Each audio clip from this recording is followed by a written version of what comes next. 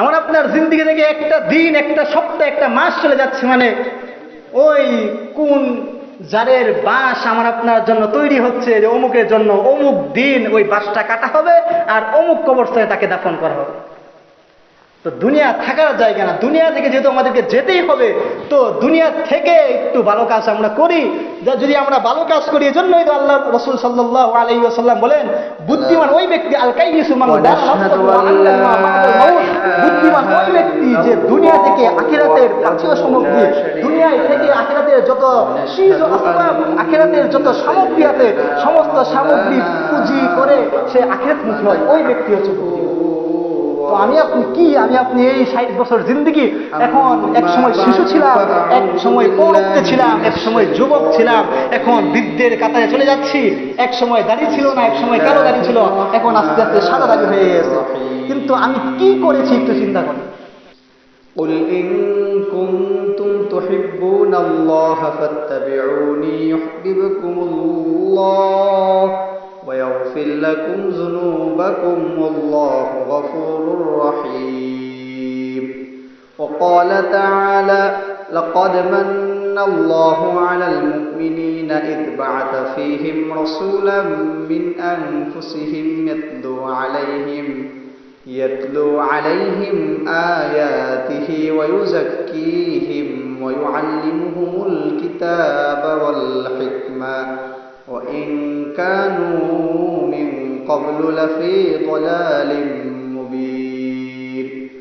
وقال رسول الله صلى الله عليه وسلم: عليكم بسنتي وسنة الخلفاء الراشدين المهديين، أو كما قال عليه الصلاة والسلام. اللهم صل على محمد وعلى آل محمد كما صليت على إبراهيم وعلى آل إبراهيم إنك حميد مجيد. اللهم بارك على محمد وعلى آل محمد كما باركت على إبراهيم وعلى آل إبراهيم إنك حميد مجيد. سبحانك لا علم لنا إلا ما علمتنا إنك أنت العليم الحكيم. صدق الله العظيم وصدق رسوله النبي الكريم ونحن ذلك من الشاهدين والشاكرين والحمد لله رب العالمين. আলহামদুলিল্লাহ, আল্লাহ পাক রব্বুল আলামিনের দরবারে লাখো শুকর যে রব্বুল আলামিন আমাদেরকে আল্লাহ পাক রব্বুল আলামিনের পবিত্র ঘর মসজিদে এসে জুমার নামাজ আদায়ের লক্ষ্যে কিছু সময় আল্লাহ পাক রব্বুল আলামিন করে দিয়েছেন। সেই জন্য মালিক রব্বুল আলামিনের দরবারে কালিমাতুশ শুকর আদায় করি আলহামদুলিল্লাহ। সাথে সাথে শুকর আদায় করছি যে রব্বুল আলামিন আমাদেরকে এই ফিতনা জামানার জিন্দেগির মধ্য থেকে বাছাই করে কিছু লোককে মসজিদে এনে আল্লাহ পাক রব্বুল আলামিনের কিছু কথা শোনা এবং আমল করার এবং বুঝার যে সে সুযোগ করে দিয়েছেন, সেই জন্য মালিক রব্বুল আলামিনের দরবারে আবারও কালিমাতুশ শুকর আদায় করি আলহামদুলিল্লাহ। প্রিয় মুসল্লিয়ানে কেরাম, এই মাস নাম হচ্ছে রবিউল আউয়াল। এই মাসকে কেন্দ্র করেই রাসূল করিম সাল্লাল্লাহু আলাইহি ওয়াসাল্লাম এই দুনিয়ার বুকে আগমন করেছিলেন। তো আমাদের আলোচনা চলতেছিল নবী আলাইহিস সালাতু ওয়াস সালামের জন্মকেন্দ্রিক। আমরা গত সপ্তাহে আলোচনা করছিলাম যে রাসূল করিম সাল্লাল্লাহু আলাইহি ওয়াসাল্লামের জন্মকে কেন্দ্র করে, রাসূল করিম সাল্লাল্লাহু আলাইহি ওয়াসাল্লামের জন্ম দিবসকে কেন্দ্র করে যারা নবী আলাইহিস সালাতু ওয়াস সালামের নামে ইশক দাবি করে, নবী আলাইহিস সালাতু ওয়াস সালামের মহব্বত দাবি করে, তারা সমাজের মধ্যে যে বেদাআতি কাজকর্ম করে এই সম্পর্কে কিছু আলোচনা গত সপ্তাহে করেছিলাম। আল্লাহ চায় তো এই সপ্তাহে ইনশাল্লাহ কিছু আলোচনা করব। নবী আলাইহিস সালাতু ওয়াস সালাম এই রবিউল আউয়াল মাসে দুনিয়ার বুকে আগমন করেছিলেন। নবী আলাইহিস সালাতু ওয়াস সালামের দুনিয়ার আগমনেই আমরা আল্লাহ পাক রব্বুল আলামিনের কাছে অনেক বড় দামি হতে পেরেছি। কারণ নবী আলাইহিস সালাতু ওয়াস সালামের উম্মত হতে পেরেছি, এটা অনেক বড় ইহসান। আল্লাহ পাক রব্বুল আলামিন কুরআনে কারীমে মুমিনদেরকে বলেন, লাকাদ মান্নাল্লাহু আলাল মুমিনিনা ইয বা'আথা ফীহিম রাসূলাম মিন আনফুসিহিম ইয়াতলু আলাইহিম আয়াতি ওয়া ইউযাক্কিহিম ওয়া ইউআল্লিমুহুমুল কিতাবা ওয়াল হিকমা। লাকাদ মান্নাল্লাহু আলাল মুমিনিন, আল্লাহ পাক রব্বুল আলামিন মুমিনদের উপর অনুগ্রহ করেছেন। আল্লাহ পাক রব্বুল আলামিন মুমিনদের উপর অর্থাৎ উম্মতে মুহাম্মদী সাল্লাল্লাহু আলাইহি ওয়াসাল্লামের উম্মতের উপর আল্লাহ তাআলা অনুগ্রহ করেছেন। কি জিনিস দিয়ে আল্লাহ পাক রব্বুল আলামিন অনুগ্রহ করেছেন? আল্লাহ পাক রব্বুল আলামিন বলতেছেন, লাকাদ মান্নাল্লাহু আলাল মুমিনিনা ইয বা'আথা ফীহিম রাসূলাম মিন আনফুসিহিম, আমি মুমিনদের কাছে তাদের নবী আলাইহিস সালাতু ওয়াস সালাম মুহাম্মদকে প্রেরণ করে আমি মুমিন বান্দাদের উপর অনুগ্রহ করেছি। অতএব বোঝা যায় আল্লাহ পাক রব্বুল আলামিন নবী মুহাম্মদকে আমাদের উপর প্রেরণ করে, মুহাম্মদ সাল্লাল্লাহু আলাইহি ওয়াসাল্লামকে প্রেরণ করে এই গোটা উম্মতে মুহাম্মদের উপর মুমিন বান্দাদের উপর আল্লাহ পাক রব্বুল আলামিন অনেক বড় একটা অনুগ্রহ করেছেন। আর তারপরে আল্লাহ বলেন যে নবী মুহাম্মদকে প্রেরণ করে এই মুমিন বান্দাদের উপর যেহেতু আল্লাহ তাআলা অনুগ্রহ করেছেন, তাহলে তোমাদের কাজ হবে চারটা। এক নাম্বার, ইয়াতলু আলাইহিম আয়াতি, আমি আল্লাহ পাক রব্বুল আলামিনের নিদর্শনাবলীর মধ্য থেকে, আল্লাহ পাক রব্বুল আলামিনের তেলাওয়াতকৃত কুরআনের মধ্য থেকে ওই কুরআন তোমরা তেলাওয়াত করবে। ওয়া ইউযাক্কিহিম, এবং ওই তেলাওয়াতের মাধ্যমে মুমিন বান্দাদের অন্তর পরিশুদ্ধ হবে। তিন নাম্বার, ওয়া ইউআল্লিমুহুমুল কিতাবা ওয়াল হিকমা, তোমরা কিতাব এবং হিকমত এগুলো তোমরা শিক্ষা দিবে। তো আল্লাহ পাক রব্বুল আলামিন বলতেছেন, মুমিন বান্দাদের উপর আমি নবী মুহাম্মদ সাল্লাল্লাহু আলাইহি ওয়াসাল্লামকে প্রেরণ করে আমি তাদের উপর অনুগ্রহ করেছি। তো আল্লাহ পাক রব্বুল আলামিন এই মাসে নবী মুহাম্মদ সাল্লাল্লাহু আলাইহি ওয়াসাল্লামকে দুনিয়ার বুকে প্রেরণের মাধ্যমে আল্লাহ পাক রব্বুল আলামিন আমাদের কাছে নবী মুহাম্মদ সাল্লাল্লাহু আলাইহি ওয়াসাল্লামকে প্রেরণ করেছেন। এটা মুমিনের জন্য অনেক বড় অনুগ্রহ এবং অনেক বড় দয়া। কারণ নবী মুহাম্মদ সাল্লাল্লাহু আলাইহি ওয়াসাল্লামকে নবী হিসাবে পাওয়ার জন্য পূর্বের যুগে আম্বিয়া আলাইহিস সালাতু ওয়াস সালামরাও অনেক মেহনত করেছিলেন, অনেক ইচ্ছা আকাঙ্ক্ষা তারা ছিল, তাদের কথা ছিল, তাদের ইচ্ছা আকাঙ্ক্ষা ছিল যাতে করে আমরা নবী মুহাম্মদ সাল্লাল্লাহু আলাইহি ওয়াসাল্লামের উম্মত হতে পারি। তো আমি আপনি কোনোদিন আল্লাহর কাছে এই কাকুতি মিনতি কোনোদিন করি নাই যে আল্লাহ আমাকে আপনি মুহাম্মদ সাল্লাল্লাহু আলাইহি ওয়াসাল্লামের উম্মত বানান। এই কথা না বলে আল্লাহ তাআলা আমাদেরকে নবী মুহাম্মদের উম্মত বানিয়েছেন। এটা মুমিন বান্দাদের উপর অত্যন্ত একটা অনুগ্রহ বিষয়। তো প্রিয় মুসল্লিয়ানে কেরাম, আল্লাহ পাক রব্বুল আলামিন সূরা আম্বিয়ার 102 নম্বর আয়াতে আল্লাহ তাআলা বলতেছেন, প্রথমে আল্লাহ তাআলা বলতেছেন, তো আমি মুমিনদের উপর নবী মুহাম্মদকে এই মাসে প্রেরণ করে আমি মুমিনদের প্রতি অনুগ্রহ করেছি। সূরা আম্বিয়ার 102 নম্বর বা 3 নম্বর আয়াতে আল্লাহ তাআলা বলেন, ওয়ামা আরসালনাকা ইল্লা রাহমাতাল লিল আলামিন, আমি নবী মুহাম্মদ সাল্লাল্লাহু আলাইহি ওয়াসাল্লামকে গোটা জগৎবাসীর জন্য রহমাতাল লিল আলামিন, রহমত হিসাবে আমি প্রেরণ করেছি। এই আয়াতের মধ্যে আল্লামা তাবারানী রাহমাতুল্লাহি আলাইহি বলেন, আল্লাহ পাক রব্বুল আলামিন নবী মুহাম্মদ সাল্লাল্লাহু আলাইহি ওয়াসাল্লামকে গোটা জগতের জন্য, গোটা বিশ্ববাসীর জন্য রহমত স্বরূপ প্রেরণ করেছেন। আল্লাহ পাক রব্বুল আলামিন যে মুহাম্মদ সাল্লাল্লাহু আলাইহি ওয়াসাল্লামকে রহমত হিসেবে প্রেরণ করেছেন, এই কথার অর্থ কি? আল্লামা তাবারানী রাহমাতুল্লাহি আলাইহি বলেন, মুমিনদের জন্য নবী মুহাম্মদ সাল্লাল্লাহু আলাইহি ওয়াসাল্লাম রহমত, কাফেরদের জন্য নবী মুহাম্মদ সাল্লাল্লাহু আলাইহি ওয়াসাল্লাম রহমত। কিভাবে? নবী মুহাম্মদ সাল্লাল্লাহু আলাইহি ওয়াসাল্লাম মুমিনদের জন্য রহমত এভাবে যে আল্লাহ পাক রব্বুল আলামিন কুরআনে কারিমে আয়াত নাযিল করলেন মুমিনদের জন্য যে আমি তোমাদের উপর নবী মুহাম্মদকে প্রেরণ করেছি, এটা তোমাদের উপর অনুগ্রহ। আর কাফেরদের জন্য আল্লাহ তাআলা নবী মুহাম্মদকে প্রেরণ করে নবী মুহাম্মদ সাল্লাল্লাহু আলাইহি ওয়াসাল্লামকে প্রেরণের মাধ্যমে তাদের প্রতি যে অনুগ্রহ করেছেন, এটার কি উদাহরণ? দেখেন, নবী আলাইহিস সালাতু ওয়াস সালামের আগ থেকে হযরত আদম নবীনা আলাইহিস সালাতু ওয়াস সালাম থেকে নবী মুহাম্মদ সাল্লাল্লাহু আলাইহি ওয়াসাল্লাম পর্যন্ত যত নবী ছিল, ওই নবীর যারা ঈমান আনে নাই, ওই নবীকে যারা নবী হিসাবে দাবি করে নাই, প্রত্যেক ইহুদি খ্রিস্টান প্রত্যেক স্ব জাতিকে স্ব গোত্রের লোকেদেরকে ওই নবী আলাইহিস সালাতু ওয়াস সালামের মাধ্যমে অথবা আল্লাহ পাক রব্বুল আলামিনের পক্ষ থেকে কোনো আযাবের মাধ্যমে ওই লোকদেরকে তাদেরকে দুনিয়ার মধ্যে শাস্তি দেওয়া হয়।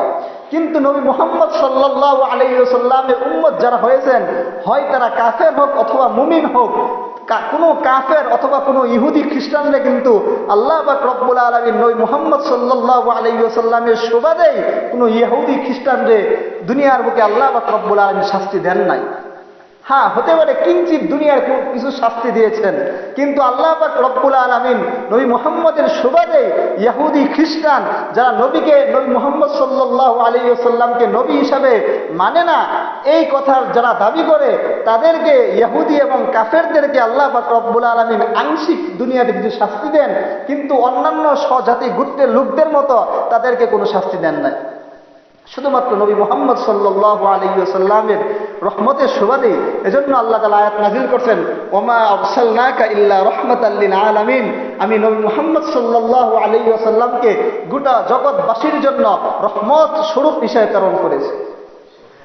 আমার আপনার নবী কেমন রহমত, এই নবী মুহাম্মদ সাল্লাল্লাহু আলাইহি ওয়াসাল্লাম এই উম্মতে মুহাম্মদের জন্য কেমন রহমত। এক দুইটা ইতিহাস যদি আমি আপনাদের সামনে স্মরণ করি, এক দুইটা ইতিহাস যদি আমি আপনাদের সামনে পর্যালোচনা করি, তাহলে বুঝে আসবে আমার আপনার নবী মুহাম্মদ সাল্লাল্লাহু আলাইহি ওয়াসাল্লাম আমার আপনার জন্য কত রহমত। নবী আলাইহিস সালাতু ওয়াস সালাম যখন মক্কায় নবী আলাইহিস সালাতু ওয়াস সালাম 13 বছর ছিলেন, ওই নবী আলাইহিস সালাতু ওয়াস সালাম মক্কার 13 বছরের জিন্দেগি আর তারপরে মদিনার 10 বছরের জিন্দেগির দিকে যদি আপনি তাকান, নবী আলাইহিস সালাতু ওয়াস সালাম মক্কার 13 বছরের জিন্দেগির মধ্যে নবী আলাইহিস সালাতু ওয়াস সালাম যখন, আপনার ইতিহাস আমি সংক্ষেপ করছি, নবী আলাইহিস সালাতু ওয়াস সালাম যখন আবিসিনিয়ার বাদশা নাজ্জাশীর নিকট যখন জাফর বিন আবি তালিব রাদিয়াল্লাহু তাআলা আনহুকে প্রেরণ করেন, তখন জাফর বিন আবি তালিব রাদিয়াল্লাহু তাআলা আনহু মক্কার দূষণরা, মক্কার কাফেররা নবী আলাইহিস সালাতু ওয়াস সালাম এবং নবী আলাইহিস সালাতু ওয়াস সালামের সাহাবীদেরকে থাকতে দেন নাই। নবী আলাইহিস সালাতু ওয়াস সালামকে ভালোভাবে মদিনায় তারা বসবাস করতে দেন নাই। তারপর নবী আলাইহিস সালাতু ওয়াস সালাম মক্কার পার্শ্ববর্তী দেশ আবিসিনিয়ায় বাদশা হাজ্জাজের নিকট জাফর বিন আবি তালিবকে পাঠাই, যে জাফর বিন আবি তালিব তুমি যাও, গিয়ে নবী আলাইহিস সালাতু ওয়াস সালামের পক্ষ থেকে আবিসিনিয়ার বাদশা হাজ্জাজের নিকট গিয়ে তুমি বলো যে আমি এই মক্কা থেকে কিছু লোক নিয়ে এসেছি, এখন মক্কার কাফেররা আমাদের উপর এত অত্যাচার এবং এত নির্যাতন আমাদের উপর চালাচ্ছে, এখন আর মক্কায় থাকা সম্ভব হচ্ছে না। আল্লাহ পাক রব্বুল আলামিনের পক্ষ থেকে যে কোনো মুহূর্তে এই এলহাম আসতে পারে আমাদেরকে মদিনার দিকে হিজরত করতে হবে। তো বাদশাহ যখন নাজ্জাশীর নিকট যখন যাওয়া হলো, তখন জাফর বিন আবি তালিব যখন বাদশাহ নাজ্জাশীর নিকট গেল, তখন মক্কার কাফেরদের 2 জন গুপ্তচরকে ওই কাফেরদের নেতা পাঠালো, গিয়ে দেখলো যে মুহাম্মদের সাহাবীদেরকে কোথাও দেখছি না, তারা কোথায়। তারপর খোঁজ করতে গিয়ে দেখা গেল নবী আলাইহিস সালাতু ওয়াস সালামের 2 সাহাবা জাফর বিন আবি তালিব এবং তার সাথে আরো কিছু সাহাবারা বাদশাহ নাজ্জাশীর নিকট যায়। যাওয়ার পর ওই মক্কার যে 2 জন গুপ্তচরকে কাফেরকে পাঠানো হয়, তখন বাদশাহ নাজ্জাশীর নিকট গিয়ে বলে, হে বাদশাহ নাজ্জাশী, আপনার এলাকায় মক্কা থেকে কিছু মুসলমান এসেছে, তারা আপনার এলাকায় ফিতনা ফাসাদ করবে, তারা আপনার এলাকায় মানুষকে ঈমানের দাওয়াত দেবে, তারা আপনার এলাকায় এসে মানুষকে মুসলমান বানাবে। তারপর বাদশাহ নাজ্জাশী বলে যে এত বড় কথা কে এসে? তারপর জাফর বিন আবি তালিবকে ডেকে পাঠালো। জাফর বিন আবি তালিব আসলো, আসার পর জাফর বিন আবি তালিবকে বলল, হে জাফর, তুমি কেন এই সামদেশে এসেছো, আবিসিনিয়ায় কেন এসেছো? তখন জাফর বলে, হে বাদশাহ নাজ্জাশী, ইন্না কুন্না আহলা জাহিলিয়া, আমরা জাহিলি যুগের বসবাস করছিলাম, আমরা জাহিলি যুগের মানুষ ছিলাম, এতপর আমরা মূর্তির পূজা করতাম, আমরা হারাম পশু ভক্ষণ করতাম, আমাদের ভাইয়ের মধ্যে মারামারি হানাহানি চলতো, আমরা একে অপরকে ঠকাতাম, আমরা যত জাহিলিয়াত যুগের যত কাজ ছিল সব কাজ আমরা করতাম। তারপর কি হলো? তারপর এমত অবস্থায় আমাদের উপর আল্লাহ পাক রব্বুল আলামিন পক্ষ থেকে এমন একটা নবী আমাদের উপর প্রেরণ করেছেন, যে নবী আমাদেরকে ঈমানের দিকে দাওয়াত দেয়, যে নবী আমাদেরকে ইসলামের দিকে দাওয়াত দেয়, ওই নবী আমাদেরকে আপনার কাছে পাঠিয়েছে। তারপর ওই বাদশা নাজ্জাশী বলে, কোন সে নবী যে নবী তোমাদের উপর আল্লাহ পাক রব্বুল আলামিন তোমাদের উপর প্রেরণ করেছেন, ওই নবীর উপর কি কোনো কিতাব অবতরণ হয়েছে? তারপর জাফর বিন আবি তালেব বলেছিল, হে বাদশা নাজ্জাশী, আমার নবীর উপর একটা কিতাব অবতরণ হয়েছে, ওই কিতাবের নাম হলো আল কুরআন। তারপর বাদশা নাজ্জাশী বলেন, তো আল কুরআন যেহেতু নাজিল হয়েছে, তো আল কুরআনের কিছু আয়াত আমাকে শোনাও তো দেখি কেমন কিতাব। তারপর জাফর বিন আবি তালেব সূরা মারইয়ামের শুরু 2 আয়াত তেলাওয়াত করেন। জাফর বিন আবি তালেব বলেন, কাফ হা ইয়া আইন সাদ, কাফ হা ইয়া আইন সাদ, যিকরু রাহমাতি রাব্বিকা আবাদাহু যাকারিয়া। বাদশা নাজ্জাশীর নিকট যখন জাফর বিন আবি তালেব এই আয়াত 2 পাঠ করলেন, এই আয়াত পাঠ করার পর আল্লাহ পাক রব্বুল আলামিন এই আয়াতের পাওয়ারে, কুরআনে কারীমের এই বরকতে বাদশা নাজ্জাশী, অথচ সে মুরতাদ কাফের একজন বাদশা, আল্লাহ পাক রব্বুল আলামিন কুরআনে কারীমের কি তাসির, কি প্রতিক্রিয়া, জাফর ইবনে আবি তালেবের এই আয়াত 2 শোনা মাত্রই বাদশা নাজ্জাশী বলে, আমি বুঝে গেছি কোন নবীর উম্মত তোমরা, কোন নবীর উপর কোন কিতাব অবতরণ হয়ে গেছে, এটা আমি বুঝে গেছি। তারপর বাদশা নাজ্জাশী বলেন, যেহেতু বাদশা নাজ্জাশী ঈসা নবীর উম্মত ছিলেন, সেই হিসাবে তাদের ঈসা নবী আলাইহিস সালাতু ওয়াস সালাম, যেহেতু এই আয়াতের মাধ্যমে মারইয়াম আলাইহিস সালাতু ওয়াস সালামের কথা রয়েছে, যে আল্লাহ পাক রব্বুল আলামিন বলতেছেন, যিকরু রাহমাতি রাব্বিকা আবাদাহু যাকারিয়া, যে মারইয়াম আলাইহিস সালাতু ওয়াস সালামের পুত্র যাকারিয়া আলাইহিস সালাতু ওয়াস সালামের কথা তোমরা আলোচনা করো। আল্লাহ পাক রব্বুল আলামিন যেহেতু এই আয়াতের মধ্যে যিকরু রাহমাতি রাব্বিকা আবাদাহু যাকারিয়া এই কথা শুনলেন, বাদশা নাজ্জাশী বললেন যে, হে মক্কা থেকে আসা মুহাম্মদ সাল্লাল্লাহু আলাইহি ওয়াসাল্লামের সাহাবীরা, এখন থেকে তোমাদেরকে আবাসিনিয়ার মধ্যে আর কেউ তোমাদেরকে ডিস্টার্ব করবে না, তোমাদেরকে আর কেউ অত্যাচার করবে না। আমি বুঝে গেছি তোমাদের কাছে নবী মুহাম্মদকে প্রেরণ করা হয়েছে এবং নবী মুহাম্মদের উপর আল কুরআনকে অবতরণ করা হয়েছে। এই আয়াত দ্বারা এটা বোঝা যায়, নবী মুহাম্মদ সাল্লাল্লাহু আলাইহি ওয়াসাল্লাম যখন মক্কায়, একেবারে মক্কার কাফেররা নবী আলাইহিস সালাতু ওয়াস সালামকে অত্যাচারের তীর শোলার যখন আল্লাহ রাসূল সাল্লাল্লাহু আলাইহি ওয়াসাল্লামের উপর যখন চলতেছিল, তারপর নবী আলাইহিস সালাতু ওয়াস সালাম যখন মদিনায় যাওয়ার শুরু লগ্নে, তখন মক্কা থেকে কিছু একজন সাহাবীকে মদিনায় পাঠালেন, গিয়ে যাও মদিনার অবস্থা দেখো, মদিনায় ইসলাম প্রচার প্রসারের অবস্থা কেমন।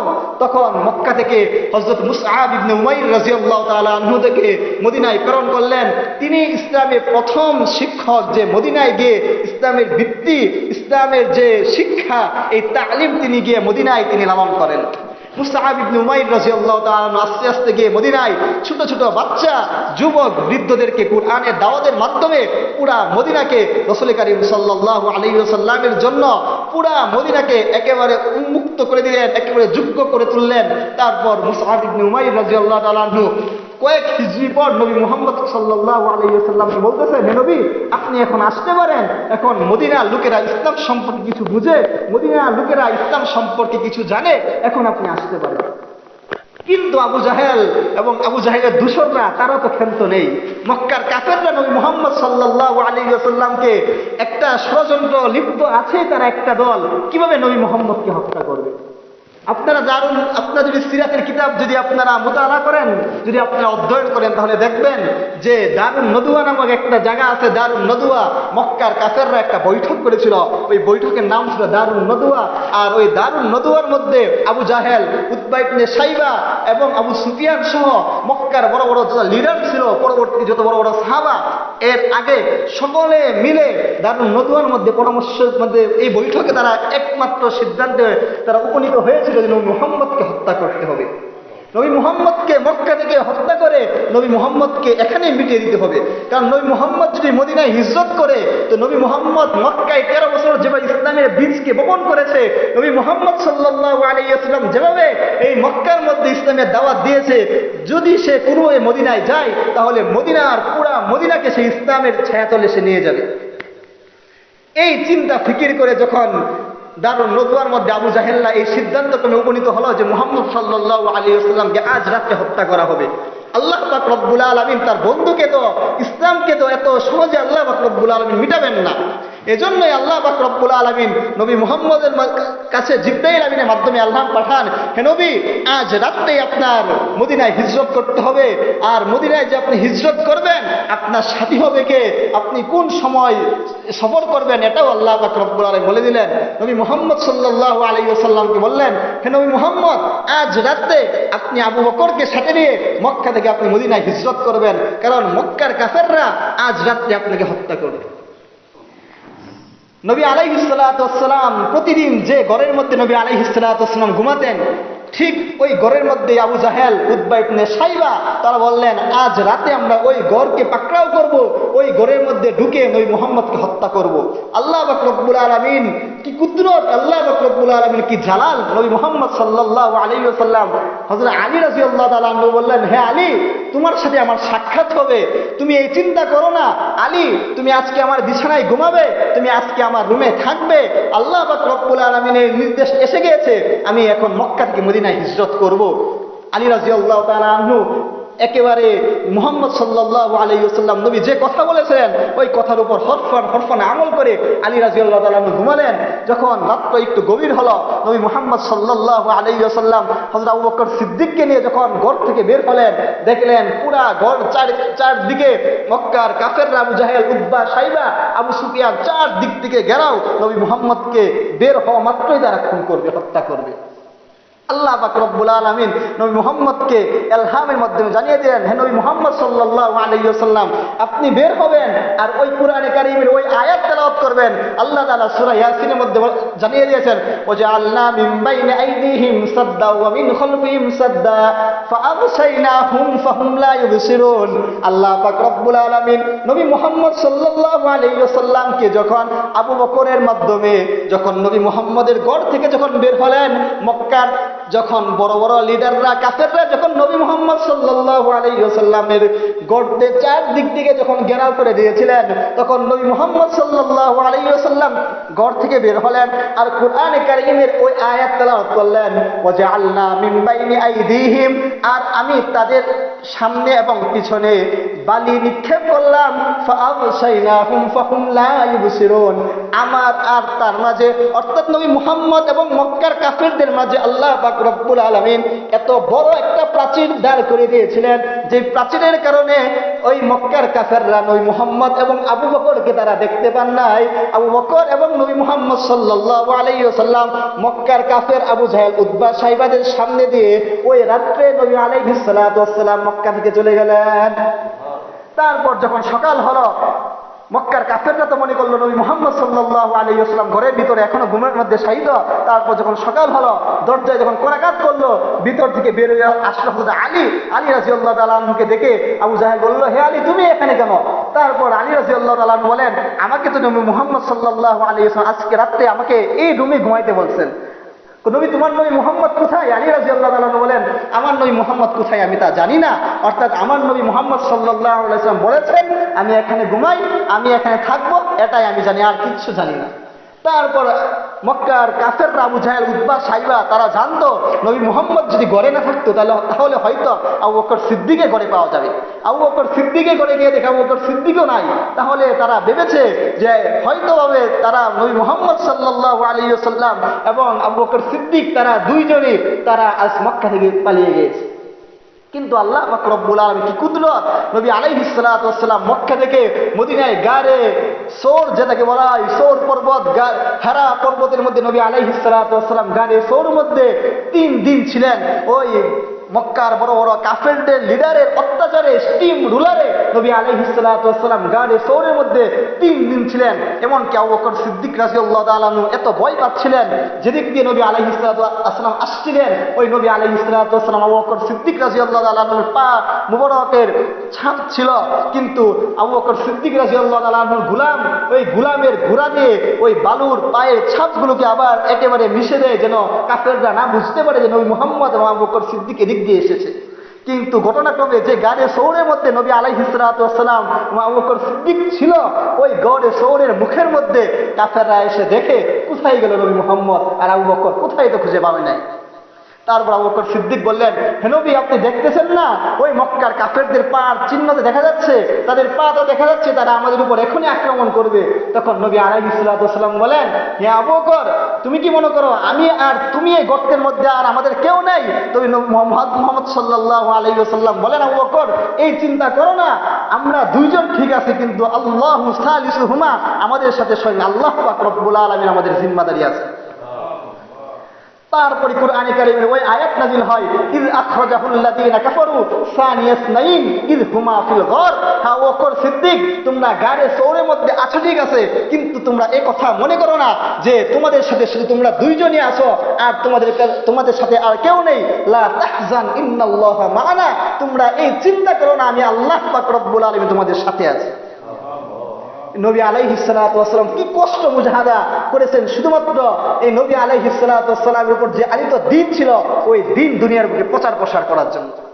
তারপর নবী আলাইহিস সালাতু ওয়াস সালাম, ঘটনা অনেক লম্বা, নবী আলাইহিস সালাতু ওয়াস সালাম যখন মদিনায় গেলেন, মদিনায় যাওয়ার পর যখন মদিনার লোকেরা প্রতিদিন সন্ধ্যায় সকালে তারা এই অপেক্ষায় থাকতো কখন মক্কা থেকে মুহাম্মদ আসবে আর মদিনার লোকেরা নবী আলাইহিস সালাতু ওয়াস সালাম ইস্তিকবাল অভ্যর্থনা দিবে।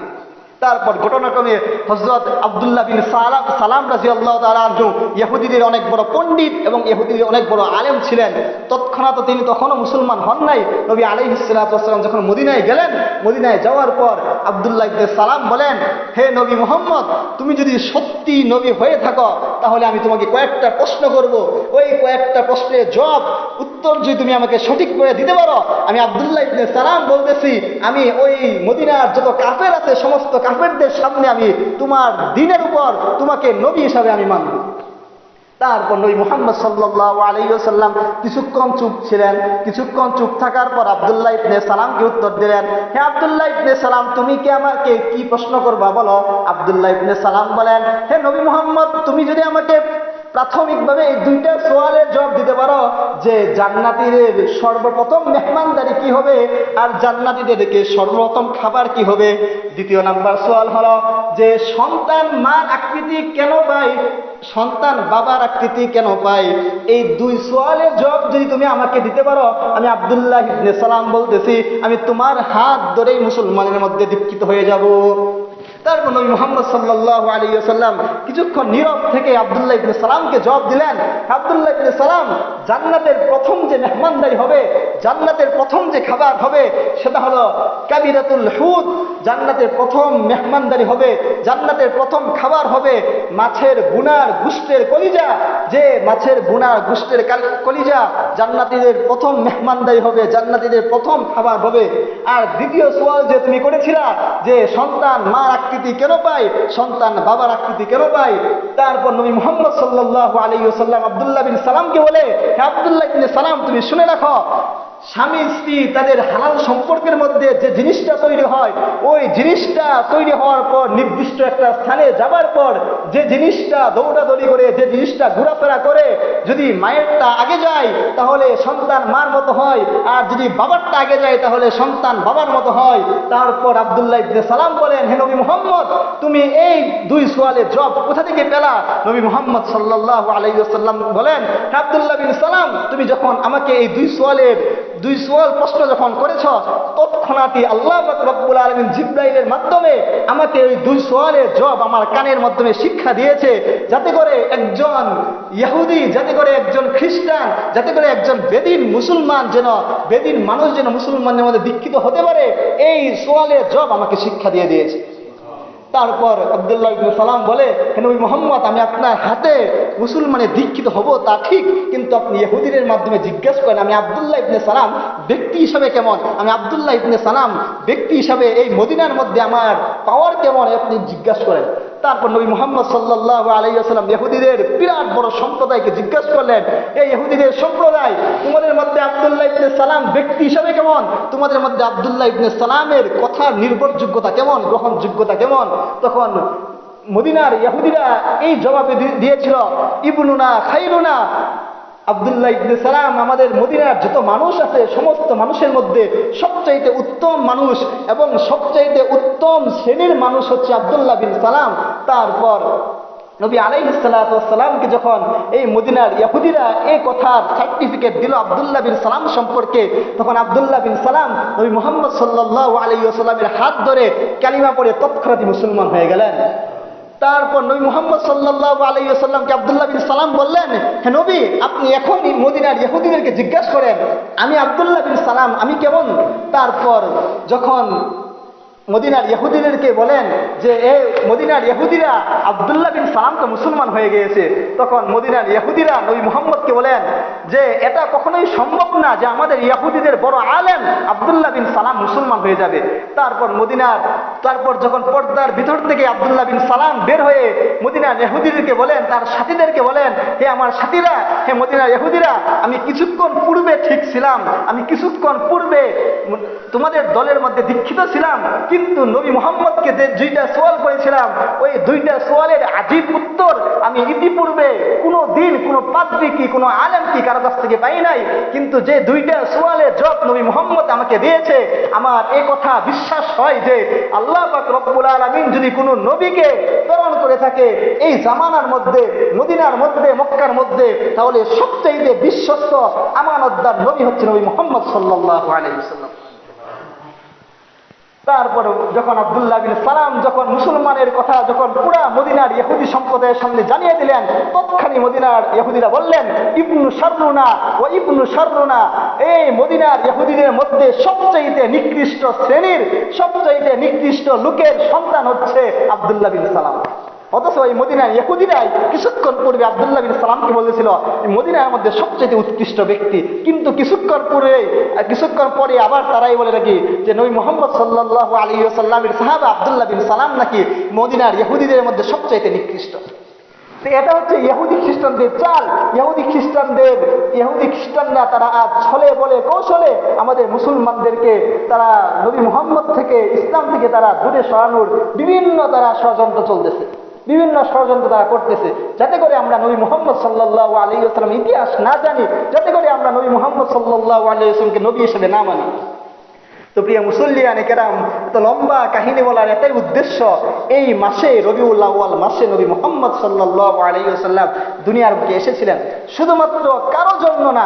নবী আলাইহিস সালাতু ওয়াস সালাম শুধুমাত্র এসেছিলেন যাতে করে এই উম্মত যেন নবী আলাইহিস সালাতু ওয়াস সালামের কাছে, নবী আলাইহিস সালাতু ওয়াস সালামের ধর্মকে, নবী আলাইহিস সালাতু ওয়াস সালামের আনিত বিধানকে তারা যেন মেনে নবী আলাইহিস সালাতু ওয়াস সালামের সাথে কাল কিয়ামতের ময়দানে নবী আলাইহিস সালাতু ওয়াস সালামের শাফাত পাই, এই উদ্দেশ্যে নবী আলাইহিস সালাতু ওয়াস সালাম এত কষ্ট, এত মুজাহাদা নবী আলাইহিস সালাতু ওয়াস সালাম করেছেন।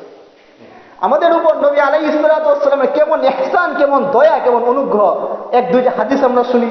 নবী আলাইহিস সালাতু ওয়াস সালাম, বুখারী শরীফে লম্বা হাদিস, কুরআনে কারীমে এই আয়াত নাযিল হয়েছে, অর্থাৎ ইব্রাহিম আলাইহিস সালাতু ওয়াস সালাম যখন তার পিতা এবং ইব্রাহিম আলাইহিস সালাতু ওয়াস সালামের সম্প্রদায় যখন অগ্নি পূজার মধ্যে একেবারে ডুবন্ত ছিল, যারা তখন তারা মূর্তির পূজা করত, তখন ইব্রাহিম আলাইহিস সালাতু ওয়াস সালাম বলেন, রব্বি ইন্নাহুন্না আদলাল্না কাসীরাম মিনান নাস, রব্বি ইন্নাহুন্না আদলাল্না কাসীরাম মিনান নাস ফামান তাবিআনি ফাইন্নাহু মিন্নি ওয়া মান আসানি ফাইন্নাকা গফুরুর রহিম। ইব্রাহিম নবী আলাইহিস সালাতু ওয়াস সালাম আল্লাহকে বলেন, হে আল্লাহ, ইন্নাহুন্না আদলাল্না কাসীরাম মিনান নাস, হে আল্লাহ তাআলা, আমার সম্প্রদায়ের অধিকাংশ লোকই তারা গুমরাহির মধ্যে লিপ্ত, আমার সম্প্রদায়ের অধিকাংশ মানুষই তারা মূর্তির পূজা করে, আমার সম্প্রদায়ের অধিকাংশ মানুষই তারা অগ্নির পূজা করে। ইব্রাহিম নবী আল্লাহর কাছে ফরিয়াদ করেন, রব্বি ইন্নাহুন্না আদলাল্না কাসীরাম মিনান নাস। তারপরে আয়াত আল্লাহ বলেন ফামান তাবিআনি ফাইন্নাহু মিন্নি। ইব্রাহিম নবী আল্লাহর কাছে ফরিয়াদ জানাই, হে আল্লাহ তাআলা, আমার অনুসরণ যারা করে, ফামান তাবিআনি, আমার অনুসরণ যারা করে, ফাইন্নাহু মিন্নি, তারা তো আপনার পক্ষ থেকেই, ওমান আসানি, এবং আমার সম্প্রদায় থেকে যারা আপনার নাফরমানি করে, আপনার যারা বিরোধিতা করে, ফাইন্নাকা গফুরুর রহিম, আপনি তো যারা বিরোধিতা করে তাদের জন্য আপনি ক্ষমাশীল, আর যারা আপনার হুকুম মান্য করে অর্থাৎ মুমিনদের প্রতি তো আপনি ক্ষমাশীল। এই আয়াত বলার উদ্দেশ্য হচ্ছে এটা যে ইব্রাহিম নবী তার সম্প্রদায়ের লোকের জন্য আল্লাহর কাছে ফরিয়াদ করলেন, হে আল্লাহ তাআলা, আমার সম্প্রদায়ের কিছু লোক আপনার আনুগত্য করে আর কিছু লোক আপনার আনুগত্য করে না, অতএব যারা আনুগত্য করে না তাদেরকে আপনি পাকড়াও করবেন না, তাদেরকে আপনি মাফ করে দেন। শুধু ইব্রাহিম নবী না, ঈসা আলাইহিস সালাতু ওয়াস সালামের দিকে তাকান, কুরআনে আছে ইন তুআযযিবহুম ফাইন্নাহুম ইবাদুক, ইন তুআযযিবহুম ফাইন্নাহুম ইবাদুক ওয়া ইন তাগফির লাহুম ফাইন্নাকা আনতাল আজিজুল হাকীম।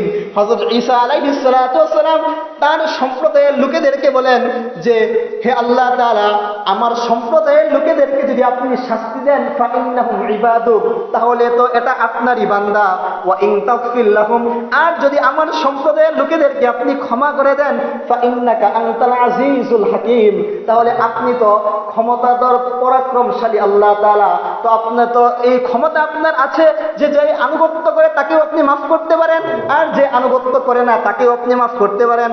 তো ইব্রাহিম নবী কুরআনে তার সম্প্রদায়ের জন্য দোয়া করলেন, ঈসা নবী তার সম্প্রদায়ের জন্য কুরআনে দোয়া করলেন।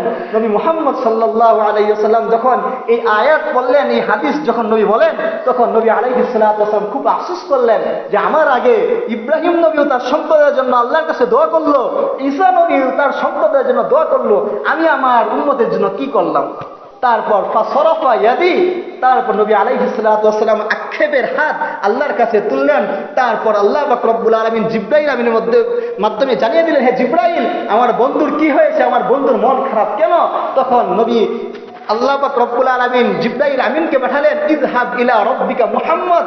তারপর জিবরাইল আমিনকে পাঠালেন, হে জিবরাইল, তুমি মুহাম্মদের কাছে যাও, ওয়া রাব্বুকাল আ'লাম, আমি আল্লাহ জানি নবী মুহাম্মদের কি হয়েছে, কি জন্য তার মন খারাপ, কি জন্য তার আফসোস, আমি আল্লাহ জানি। তাও ইযহাব ইলা রাব্বিকা মুহাম্মদ, হে জিবরাইল, তুমি মুহাম্মদের কাছে যাও।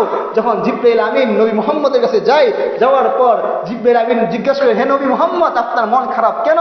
জিবরাইল আমিনকে উত্তর দেয়, ঈসা নবীও তার সম্প্রদায়ের জন্য আল্লাহর কাছে ফরিয়াদ জানাই, ইব্রাহিম নবীও তার সম্প্রদায়ের জন্য আল্লাহর কাছে ফরিয়াদ জানাই, আমি আমার উম্মতের জন্য আল্লাহর কাছে কি ফরিয়াদ করব?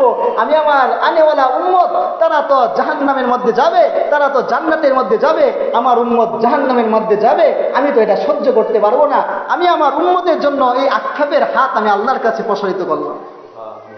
তারপর আল্লাহ পাক রব্বুল আলামিন জিবরাইল আমিনের মধ্যে জানিয়ে দিলেন, হে জিবরাইল, তুমি আমার নবী আমার বন্ধুকে জানিয়ে দাও, মুহাম্মদকে জানিয়ে দাও, ইন্না সানুরদিকা ফি কওমিক, তার সম্প্রদায়ের জন্য, তার উম্মতের জন্য কাল কিয়ামতের ময়দানে তার উম্মতের জন্য আমি নবী মুহাম্মদকে কোনো চিন্তিত, কোনো পেরেশানিত অবস্থায় তাকে অসন্তুষ্ট আমি করব না।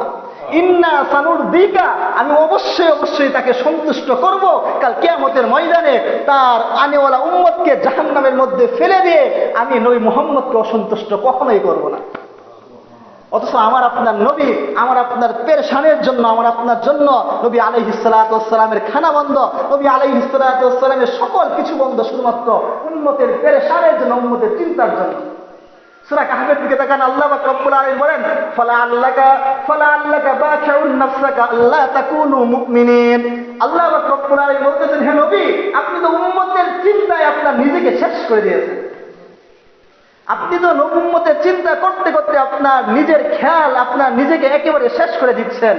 নবী আলাইহিস সালাতু ওয়াস সালাম তখনও বলেন, আল্লাহ, আমার উম্মত কাল কিয়ামতের ময়দানে কি অবস্থা হবে? আমার উম্মত তো জাহান্নামের মধ্যে চলে যাবে, আমার কি হবে? ওই নবী আলাইহিস সালাতু ওয়াস সালাম এই মাসে এসেছিলেন শুধু আমাদেরকে জাহান্নাম থেকে বাঁচিয়ে জান্নাতের দিকে নিয়ে যেতে।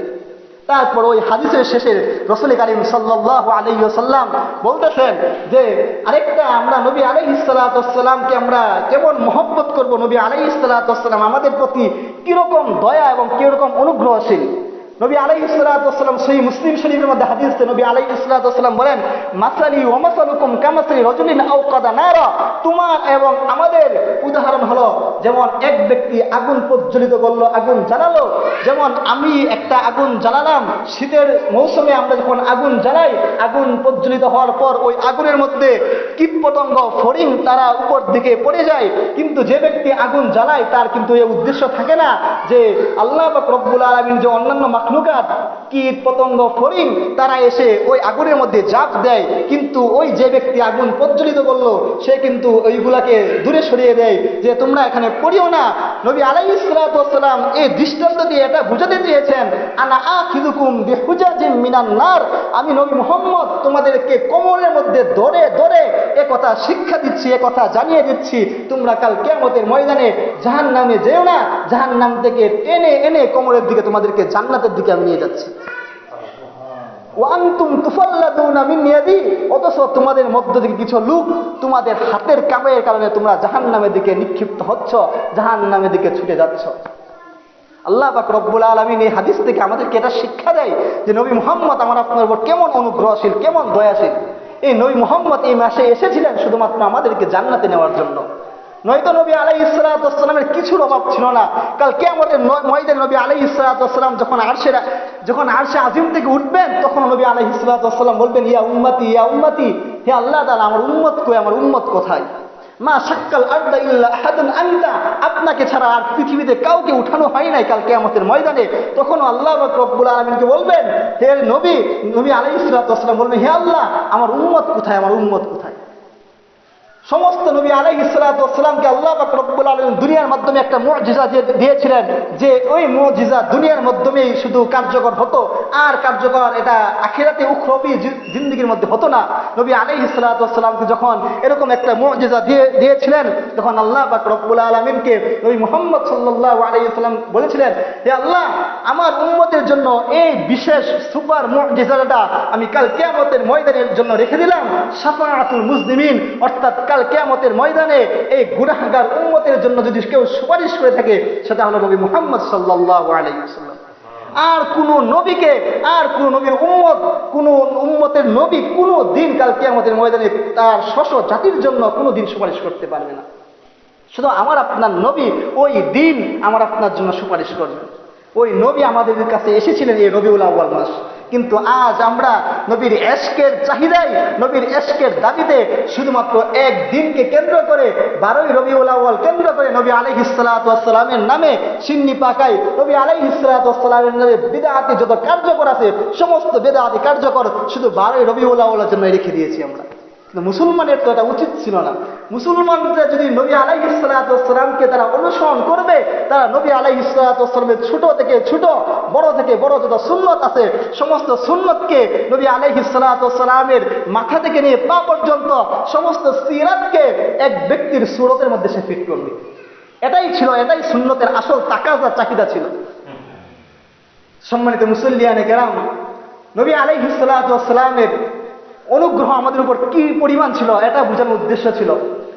এবার আসেন নবী আলাইহিস সালাতু ওয়াস সালামের ভালোবাসা আমাদের উপর কেমন ছিল।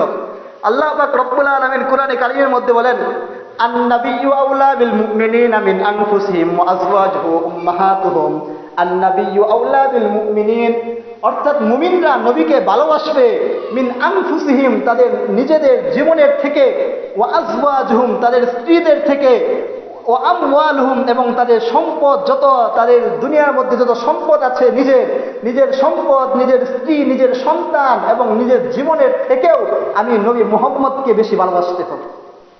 আপনি হাদিসের দিকে তাকান, নবী আলাইহিস সালাতু ওয়াস সালাম বলেন, লা ইউমিনু আহাদুকুম হাত্তা আকুনা আহাব্বা ইলাইহি মিন ওয়ালিদিহি ওয়া ওয়ালাদিহি ওয়ান নাসি আজমাইন, তোমরা কেউ ততক্ষণ পর্যন্ত প্রকৃত মুমিন হতে পারবে না যতক্ষণ না পর্যন্ত আমি নবী মুহাম্মদকে তোমার ব্যক্তি জীবন, তোমার পারিবারিক জীবন, তোমার সামাজিক জীবন, তোমার অর্থনৈতিক জীবন থেকে আমি নবী মুহাম্মদকে বেশি ভালো না বাসো, ততক্ষণ পর্যন্ত তোমরা প্রকৃত আশিক, প্রকৃত নবীর ভালোবাসা তোমরা কেউ লাভ করতে পারবে না।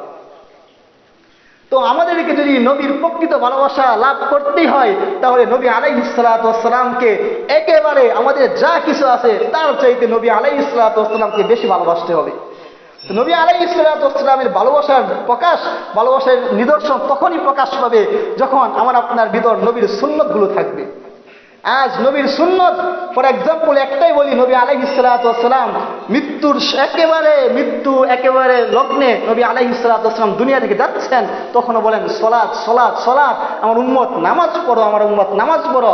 বাকিগুলা বাদ দিলাম, নবী আলাইহিস সালাতু ওয়াস সালাম একটা হুকুম, 5 ওয়াক্ত নামাজ তোমরা যথাযথভাবে যথাসময়ে তোমরা তেলাওয়াত, যথাসময়ে তোমরা আদায় করো। এটাই আমরা করি না। তো নবী আলাইহিস সালাতু ওয়াস সালামের বাকি সুন্নতের দিকে তাকালে তো আমরা কিছুই না। তো ওই নবীর শাফাআত, ওই নবীর সুপারিশ আমরা কিভাবে পাবো? নবী আলাইহিস সালাতু ওয়াস সালামের অন্যতম একটা সুন্নত ছিল দাড়ি রাখা। নবী আলাইহিস সালাতু ওয়াস সালামের সুন্নতকে যদি আমরা জিন্দা রাখি, নবী মুহাম্মদকে যদি আমরা ভালোবাসি, ওই ভালোবাসার নিদর্শন তো আমার আপনার মুখে দাঁড়িয়ে রাখা। মুসলমান আজ আমরা আমার আপনার মুখে দাঁড়িয়ে নাই, নবী আলাইহিস সালাতু ওয়াস সালামের সুন্নত আমার নাই, আমার মাথায় টুপি নাই। আমি মসজিদে আসি একদিন, তাও নবী মুহাম্মদ সাল্লাল্লাহু আলাইহি ওয়াসাল্লামের সুন্নতে যে পোশাক কোনটা ইসলামী কোনটা অনাইসলামী এটা মাসালা পরের কথা, কিন্তু নবী মুহাম্মদ জুব্বা পরছেন, নবী মুহাম্মদ পাঞ্জাবি পরছেন, পাঞ্জাবি পরে আমি মসজিদে আসবো, ওই সুন্নত আমি করি না। নামাজের আগে নবী মুহাম্মদ সাল্লাল্লাহু আলাইহি ওয়াসাল্লাম মেসওয়াক করতেন, ওই মেসওয়াক আমি করি না। কত সুন্নত আমরা ফেলে দেই, কত সুন্নত আমরা তরক করি না। অথচ 12ই রবিউল আউয়াল আসলে আমরা নবীর ইশক দাবি করে নবী আলাইহিস সালাতু ওয়াস সালামের নামে গান বাজনা করে যত বিদআতি কাজকর্ম আছে, যত গুনার আসর আছে, সমস্ত গুনার আসর জমাই আবার নিজেকে দাবি করি আমরা নবীর আশিক। এটা তো মুমিনের কাম্য নয়। তো সম্মানিত মুসল্লিয়ানে কেরাম, নবী আলাইহিস সালাতু ওয়াস সালামকে আমাদের সকলকেই ভালোবাসতে হবে। আর আমাদের ভালোবাসার নিদর্শন তখনই হবে যখন নবীর সুন্নতকে আমাদের জীবনে আঁকড়ে ধরতে পারবো। এই জন্য নবীর হাদিস, আলাইকুম বিসুন্নতি ওয়া সুন্নাতিল খুলাফাইর রাশিদিন আল মাহদিয়িন, তোমরা আমার সুন্নতগুলোকে আঁকড়ে ধরো। আমার সুন্নত যদি তোমরা না পাও, অর্থাৎ তারপর খুলাফাইর রাশিদিন আল মাহদিয়িন, আমার যে 4 সাহাবা আছে, 4 সাহাবা শুধু নয়, আমার সমস্ত সাহাবাদের অনুসরণ তোমরা করবা, আমার নবীর অনুসরণ তোমরা করো।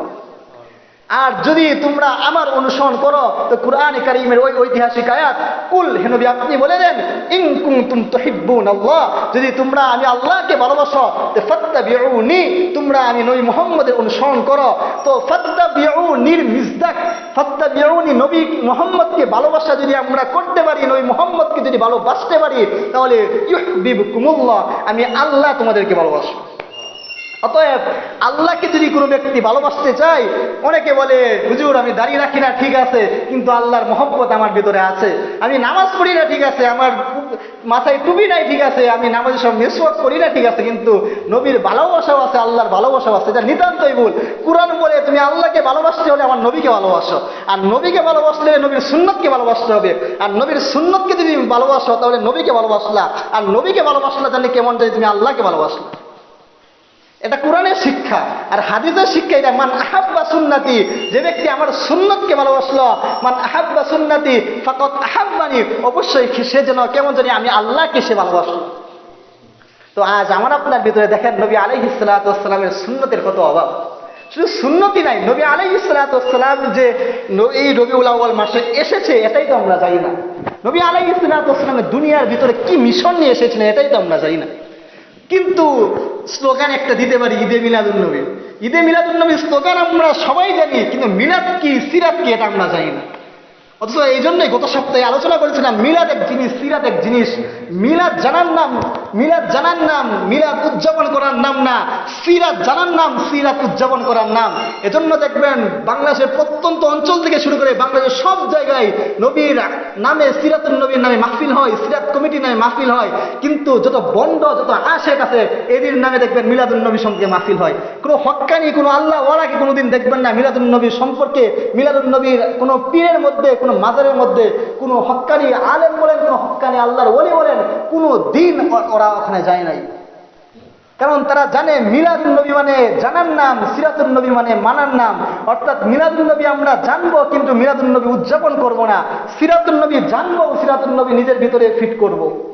কারণ মিলাদ শব্দ তো জন্ম, নবী আলাইহিস সালাতু ওয়াস সালামের জন্ম দিবসকে কেন্দ্র করে যদি আমরা করি, আচ্ছা আপনি চিন্তা করেন, আপনার আমার বাবার জন্ম দিবস অথবা মৃত্যু দিবসকে যদি কেন্দ্র করে কেউ আতশবাজি ফুটায়, কেউ সিন্নি পাকায়, কেউ যদি গান বাজনা করে, আমার আপনার কেমন লাগবে?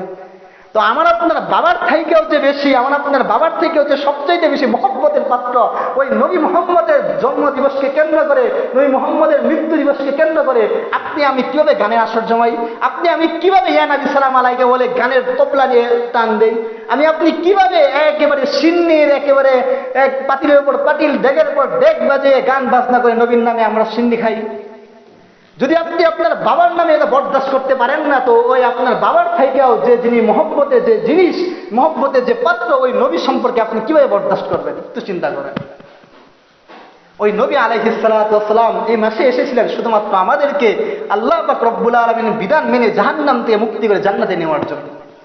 সম্মানিত মুসল্লিয়ানে কেরাম, নবী আলাইহিস সালাতু ওয়াস সালামকে ভালোবাসা এটা ঈমানের কারণ, নবী আলাইহিস সালাতু ওয়াস সালামকে ভালোবাসা এটা জান্নাতে যাওয়ার কারণ। কিভাবে জান্নাতে যাওয়ার কারণ একটা হাদিস দিলে আপনি বুঝবেন। নবী আলাইহিস সালাতু ওয়াস সালাম কে ভালোবাসা জান্নাতে যাওয়ার কারণ কিভাবে, নবী আলাইহিস সালাতু ওয়াস সালাম হাদিসের মধ্যে বলেন, মান আহাব্বা সুন্নতি ফাকাদ আহাব্বানি ওয়া মান আহাব্বানি কানা মাই ফিল জান্নাহ। যে ব্যক্তি আমার সুন্নতকে ভালোবাসলো সে জানি কেমন আমাকেই ভালোবাসলো, আর যে ব্যক্তি আমাকেই ভালোবাসলো সে যেন কেমন জানি কাল কিয়ামতের ময়দানে আমার সাথে সে জান্নাতে গেল। নবী আলাইহিস সালাতু ওয়াস সালামকে ভালোবাসা আর একটা প্রসিদ্ধ হাদিস, এটা হাদিসের একটা অংশ, হাদিস অনেক লম্বা বিস্তারিত হাদিস। ওই হাদিসের মধ্যে বলেন, সবাই জানেন যার সাথে যার মহব্বত তার সাথে তার হাসর। ওই হাদিসটা যে আল মারউ মা মান আহাব্বা, দুনিয়ার মধ্যে যে ব্যক্তি যাকে ভালোবাসবে কাল কিয়ামতের ময়দানে সে তার সাথে তার হাসর নাসর হবে, এটা ঠিক। তো নবী আলাইহিস সালাতু ওয়াস সালাম কিন্তু আমরা সব জিনিস থেকে, সকল জিনিস থেকে, আমাদের স্ত্রী বলেন, আমাদের সন্তান বলেন, আমাদের নিজের জীবন বলেন, মাল ধন দৌলত যা কিছু বলেন, সব থেকে তো আমি আমার নবী মুহাম্মদকে বেশি ভালোবাসি। ওই ভালোবাসার দাবি যদি একবার নিরেট খাঁটি হয় তাহলে ওই হাদিসের মিজদাক, ওই হাদিস তো অবশ্যই সত্য। ওই হাদিসের আশ্বাস এটা আমাকে দিচ্ছে, আপনাকে দিচ্ছে যে আল মারউ মা মান আহাব্বা। যদি আমি আপনি নবীকে একেবারে 100 থেকে 100 হাকিকি ভাবেই আমি আপনি নবীকে ভালোবাসতে পারি তাহলে কাল কিয়ামতের ময়দানে ওই নবীর সাথে আমার আপনার জান্নাত হবে। তো সম্মানিত মুসল্লিয়ানে কেরাম, নবী আলাইহিস সালাতু ওয়াস সালামকে আমাদের ভালোবাসতে হবে, নবীর সিরাত আমাদের জানতে হবে।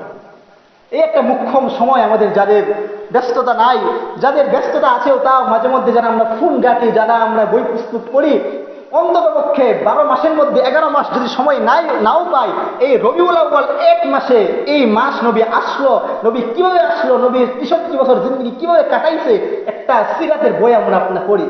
অথবা সিরাতের বই যদিও নাও পড়ি, আমার আপনার জীবনী লেখক এটা আমি আপনি চাই। আমার ছেলে বড় চাকরি করে, আমার ছেলের জীবন বৃত্তান্ত একজন জেনে ওই ছেলেও আমার ছেলের মতো একজন বড় চাকরিজীবী হোক, এটা আমি জানি, এটা আমার আশা আকাঙ্ক্ষা। সেও একজন বিশেষ ক্যাডার হোক, এটাও আমি চাই। কিন্তু যেই নবীর চরিত্র, যেই নবীর জীবন, যেই নবীর সিরাত, যেই নবীর মিলাদ, এগুলো আমরা কিচ্ছুই জানি না। শুধু নবী মুহাম্মদের নামকে অস্তে উম্মত আমরা হতে পেরেছি, শুধু নবী মুহাম্মদকে আমরা নবী হিসেবে জানি, এতটুকুই, আর কিচ্ছু জানি নবী সম্পর্কে।